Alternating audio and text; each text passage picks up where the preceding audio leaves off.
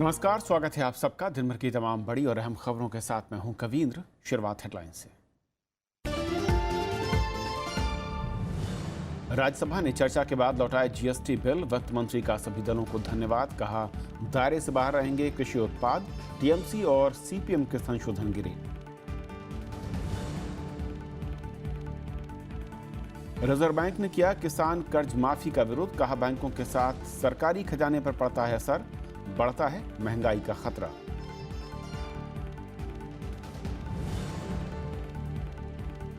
शिवसेना और बीजेपी में बढ़ी तल्खी। सांसद रवींद्र गायकवाड़ पर एयरलाइंस कंपनियों की पाबंदी तुरंत हटाने की मांग। फैसला होने तक एनडीए की बैठक का बहिष्कार।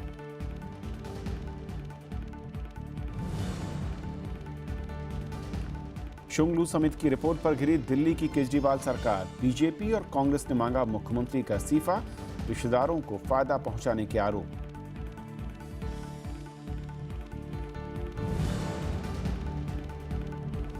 बारिश और बर्फबारी से कश्मीर में बाढ़ जैसे हालात। खतरे के निशान से ऊपर झेलम, 3 दिन के लिए स्कूल बंद।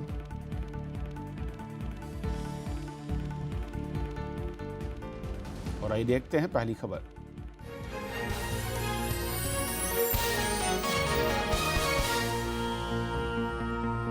दिल्ली सरकार के फैसलों पर शुंगलू कमेटी की रिपोर्ट आने के बाद मुख्यमंत्री अरविंद केजरीवाल के इस्तीफे की मांग तेज हो गई है। कांग्रेस और बीजेपी सीबीआई की जांच की मांग कर रहे हैं, तो कांग्रेस इस मसले को लेकर कल काला दिवस मनाएगी। दिल्ली सरकार का दावा है कि उसके फैसले नियमों के मुताबिक हैं।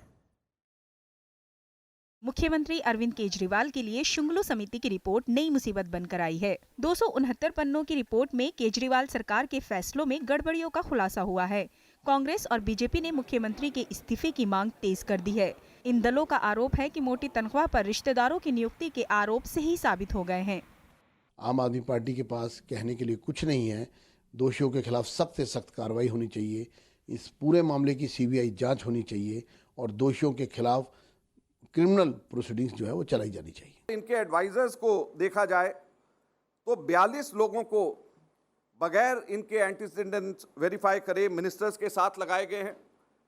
29 लोगों को दिल्ली डायलॉग कमीशन डीडीसी के अंदर डाला गया और इनकी तनख्वाहें 80,000 रुपए से लेकर के 1.5 लाख रुपया प्रति माह इन लोगों की तनख्वाहें हैं। शुंगलू समिति ने जांच में पाया कि केजरीवाल का 29 अप्रैल 2015 का वो आदेश गलत था, जिसमें उपराज्यपाल की मंजूरी को जरूरी नहीं बताया गया था। रिपोर्ट में कहा गया है कि स्वास्थ्य मंत्री सत्येंद्र जैन की बेटी सौम्या जैन को नियमों को ताक पर रखकर मोहल्ला क्लिनिक का सलाहकार बनाया गया। कमेटी ने आम आदमी पार्टी को दफ्तर बनाने के लिए भूमि आवंटन को गलत बताया है, क्योंकि जमीन का मसला दिल्ली सरकार के पास नहीं है। दिल्ली महिला आयोग की अध्यक्ष स्वाति मालीवाल को सरकारी घर देने से पहले उपराज्यपाल की मंजूरी नहीं ली गई। रिपोर्ट में केजरीवाल सरकार की ओर से की गई कई नियुक्तियों पर भी सवाल खड़े हुए हैं। कि डिसीजन लेने की बात है, सरकार का अधिकार है डिसीजन लेने का, सरकार का कर्तव्य है डिसीजन लेने का।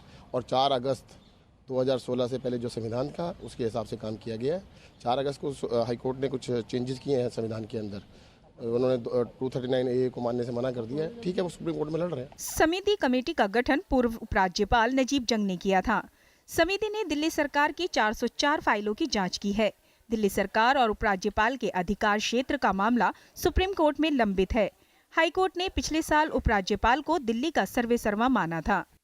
चाहे केजरीवाल सरकार कुछ भी कहे, लेकिन जब बात जनता की जेब से जुड़ी हो तो जवाबदेही तो बनती है। अब चाहे वो मामला 97 करोड़ का हो, अपने निजी वकील को फीस देने का हो, या फिर शुंगलू कमेटी की रिपोर्ट का हो। कैमरामैन शिव कुमार के साथ अनु दीवान, राज्यसभा टीवी, दिल्ली। और शुंगलू कमेटी की रिपोर्ट पर और बातचीत करने के लिए हमारे साथ उमेश सहगल हैं, पूर्व मुख्य सचिव दिल्ली। उमेश जी, स्वागत है आपका। सबसे पहले तो जिस तरीके से इस रिपोर्ट में कई सारे पॉइंट दिए गए हैं, कई सारे बिंदुवार व्याख्या है कि क्या क्या चीज़ें हैं जो कि केजरीवाल सरकार ने दायरे के बाहर जाकर की हैं। आपकी नज़र में जो सबसे अहम बात है कि फाइलों को सीधे न भेजकर मुख्यमंत्री कार्यालय के थ्रू जाना, ये सब चीज़ें कैसे आप देखते हैं और क्या ये दिल्ली की सरकार या उसके अधिकार क्षेत्र के बिल्कुल बाहर है? नहीं, ऑब्वियसली इनके अधिकार क्षेत्र में नहीं है। ना सिर्फ इस सरकार के अधिकार के क्षेत्र में है, बाकी सरकारों को भी अधिकार क्षेत्र में नहीं होता। ये कोई पोस्ट होनी चाहिए, पोस्ट को फिलअप करने के नॉर्म्स बने हुए हैं, पब्लिक सर्विस कमीशंस बनी हुई हैं और यहाँ दिल्ली में तो खैर यूपीएससी है, अगर क्लास 1 एंड क्लास 2 पोस्ट है तो उन्हीं के थ्रू द्वारा भरी जानी चाहिए। तो सिर्फ उपराज्यपाल की परमिशन नहीं ली गई ये एक इरेगुलरिटी मैं नहीं मानूंगा। मैं इस पूरी चीज को इरेगुलर मानूंगा कि आपने अपने रिश्तेदारों को या आम आदमी या पार्टी के वर्कर्स को या किसी को भी आपने बिना नियम कानून फॉलो किए अपॉइंट किया गया हो। अगर आपको याद हो, एक चीफ मिनिस्टर हमारी एक नेबरिंग स्टेट के, उन्होंने भी इसी तरह 2000 टीचर अपॉइंट करवाए थे, इन्फ्लुएंस किया था उन अपॉइंटमेंट्स को, जिनको कि 10 साल की कैद हुई थी। तो ये मामले बहुत सीरियस होते हैं। आफ्टर ऑल हमारी कंट्री में गवर्नमेंट एक बहुत बड़ा एम्प्लॉयर है, छोटा एम्प्लॉयर नहीं है। तो अगर गवर्नमेंट एम्प्लॉयमेंट आर्बिट्रेरली करेगी, अपने रिश्तेदारों की करने बैठ जाएगी, तो पब्लिक का क्या होगा, आम आदमी का क्या होगा? तो अब ये मैं इसको बहुत सीरियस मामला मानूंगा।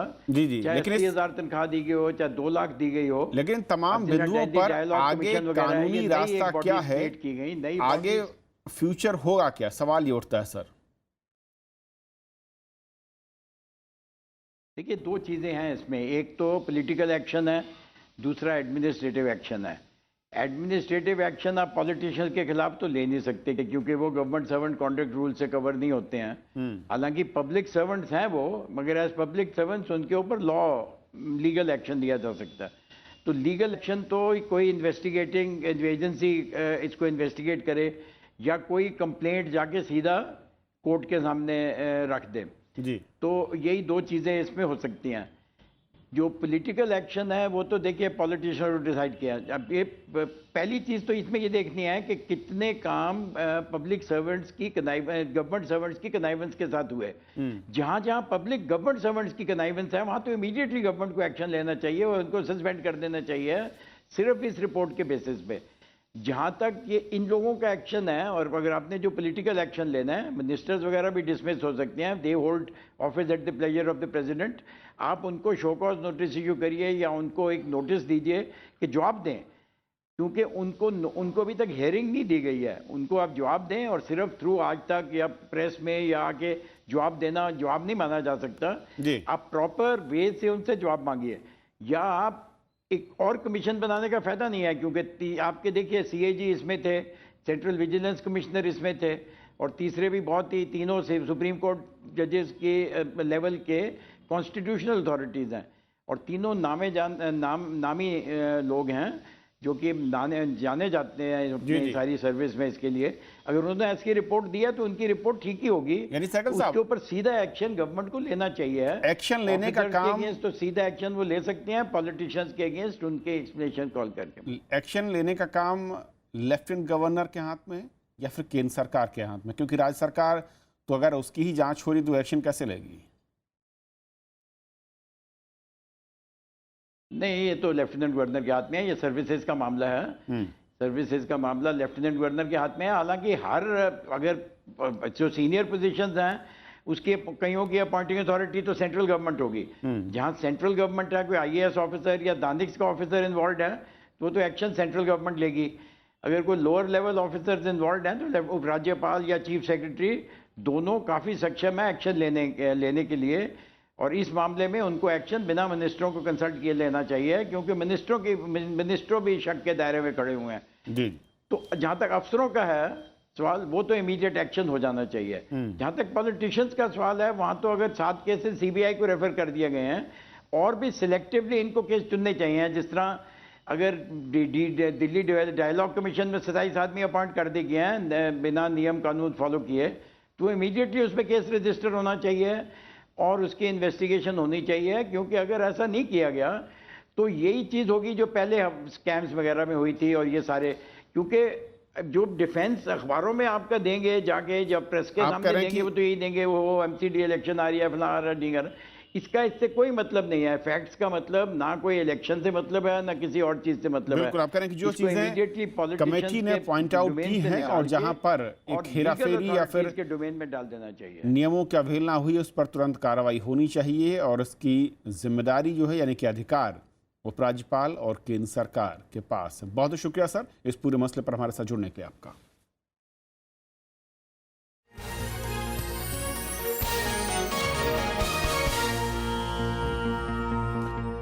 माल एवं सेवा कर विधेयक 2017 से जुड़े चारों विधेयकों को आज राज्यसभा की सहमति के बाद लोकसभा को लौटा दिया गया। कांग्रेस ने अपने संशोधन वापस ले लिए, वहीं दूसरे दल संशोधन प्रस्ताव उनके पारित नहीं हुए। बिल पर 2 दिन तक लंबी चर्चा के जवाब में वित्त मंत्री अरुण जेटली ने कहा कि जीएसटी से देश में व्यापार स्वाखोरी रोकेगी और राज्यों के साथ व्यापारी और उपभोक्ता दोनों को फायदा होगा। Compensate the states which anticipated or feared the loss of revenue, the provisions had to be brought in. And they had to be brought in by a constitutional amendment. For a class of cases, there can be a separate mode of audit itself to take care and to somehow dilute the hardship. So we have an advance ruling provision itself. Air India के अधिकारी से दुर्व्यवहार करने वाली शिवसेना सांसद रविंद्र गायकवाड़ पर प्रतिबंध के मामले में जल्द समाधान निकलेगा। सरकार ने आज उत्तेजित शिवसेना सांसदों को लोकसभा में यह भरोसा दिया और इस बीच शिवसेना ने कहा कि अगर पाबंदी नहीं हटी तो वो 10 अप्रैल को एनडीए की बैठक में नहीं जाएंगे। एयर इंडिया से विवाद के बाद शिवसेना सांसद रविंद्र गायकवाड़ गुरुवार को पहली बार लोकसभा पहुंचे। उनकी मौजूदगी में पार्टी सांसदों ने एयरलाइन कंपनियों की ओर से लगाई गई पाबंदी का विरोध किया। इस वजह से कार्यवाही को 3 बार स्थगित करना पड़ा। नागरिक उड्डयन मंत्री अशोक गजपति राजू ने कहा कि हवाई यात्रियों की सुरक्षा से समझौता नहीं किया जाएगा। गृह मंत्री राजनाथ सिंह ने शिवसेना को जल्द समाधान का भरोसा दिलाया। और बातचीत के बाद हम इस नतीजे पर पहुंचे हैं कि हमारे सिविल एविएशन मिनिस्टर जितने भी स्टेक होल्डर्स हैं, इन लोगों के साथ बातचीत करके जल्दी से जल्दी इसका एमिकेबल सॉल्यूशन वह निकालें। Aircrafts are machines where people fly, and safety is important, and safety will not be compromised. इससे पहले शिवसेना ने एयर इंडिया पर सांसद के साथ दुर्व्यवहार का आरोप लगाया। शिवसेना ने सांसद पर पाबंदी और मुकदमा दर्ज करने का विरोध किया। बोलकर उन्होंने मेरी कॉलर पकड़कर ढकेलने की कोशिश की। इस दुर्व्यवहार और अपमानित करने वाले बर्ताव से मुझे गुस्सा आया और मैंने उसे ढकेल दिया। देश की संसद और संसदों के खिलाफ अभद्र भाषा का इस्तेमाल किया गया, गाली गलौज की, इसके वीडियो क्लिपिंग उपलब्ध है। जांच किए बिना एयर इंडिया ने सीधा जो पनिश किया और सारी एयरलाइंस ने उनकी यात्रा पर जो बंदी लगाई, ये कौन सा न्याय है? लोकसभा स्पीकर ने भी बातचीत से समाधान निकालने पर जोर दिया कि बैन जो लगा है इस पर भी विचार होना जरूरी है और ये दृष्टि से जो दोनों में ये तय हुआ है कि वो साथ में बैठेंगे, दोनों पक्ष बैठेंगे और एमिकेबली ये बात जल्दी से जल्दी तय करेंगे इसका निर्णय। शिवसेना ने धमकी दी है कि अगर मामले का जल्द समाधान नहीं निकला तो वह एनडीए की बैठक में नहीं जाएगी। 10 तारीख तक ये मामला नहीं सुलझा तो हम एनडीए के मीटिंग में नहीं जाएंगे। और ये मैं उद्धव जी से बात करने के बाद आपसे बयान, आपका भाई मेरा बयान है, पार्टी चीफ का बयान है, समझ लीजिए, मैं उनकी तरफ से बोल रहा हूं। सांसद रविंद्र गायकवाड़ ने पिछले महीने हवाई सफर के दौरान एयर इंडिया के कर्मचारी से दुर्व्यवहार किया था। उसके बाद एयरलाइन कंपनियों ने उन पर प्रतिबंध लगाया था। इस बीच मुंबई और पुणे एयरपोर्ट पर सुरक्षा बढ़ा दी गई है। रविंद्र सिंह शिवरान के साथ Pranav Goswami, Rajya Sabha TV. Reserve bank ने मौजूदा वित्तीय वर्ष के लिए पहली मौद्रिक नीति समीक्षा जारी कर दी है, जिसमें रेपो रेट और सीआरआर में कोई बदलाव नहीं किया गया। रेपो रेट 6.25% और सीआरआर को 4 पर बरकरार रखा गया है। हालांकि रिवर्स रेपो रेट में 0.25% का इजाफा कर 6% कर दिया गया है। आरबीआई ने एफएसएफ रेट में कटौती की है और इसे घटाकर 6.5% कर दिया है। रिजर्व बैंक के गवर्नर उर्जित पटेल के मुताबिक चालू वित्त वर्ष में विकास दर 7.4% रहने का अनुमान है। केंद्रीय बैंक ने इस वित्तीय वर्ष की पहली छमाही में महंगाई दर 4.5% और दूसरी छमाही में 5% रहने का अनुमान जताया है।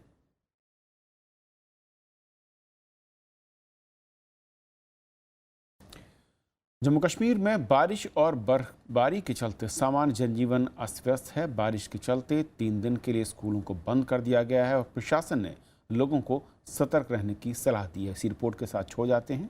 नमस्कार। जम्मू कश्मीर में लगातार बारिश और बर्फबारी से बाढ़ के हालात बन गए हैं। कई सड़कें पानी में डूब गई हैं। झेलम नदी खतरे के निशान से ऊपर बह रही है। प्रशासन ने नदी के किनारे बसे लोगों को सतर्क रहने की सलाह दी है। लोगों को भी अब बाढ़ का डर सताने लगा है।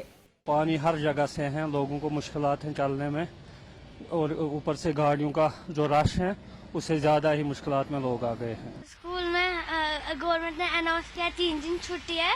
हमने ऊपर वाले से दुआ की कि बारिश और बर्फ बंद होनी चाहिए। जम्मू श्रीनगर राष्ट्रीय राजमार्ग बंद कर दिया गया है। स्कूलों को 3 दिन बंद रखने का आदेश दिया गया है। कश्मीर विश्वविद्यालय और इस्लामिक विश्वविद्यालय ने परीक्षाएं स्थगित कर दी हैं। जितने भी महकमे हैं, जितने डिपार्टमेंट्स हैं, वो सब हाई अलर्ट पे हैं। सारे महकमों के जो चीफ हैं अपनी टीम्स को लेके ऑन ग्राउंड हैं और क्लियर कट डायरेक्शंस हैं चीफ मिनिस्टर साहिबा की तरफ से कि इस सिचुएशन को डील किया जाए। मौसम विभाग ने कुछ इलाकों में भारी बर्फबारी की आशंका जताई है। स्वास्थ्य विभाग को बाढ़ से निपटने के लिए तैयार रहने के निर्देश दिए गए हैं। Bureau report, Rajya Sabha TV.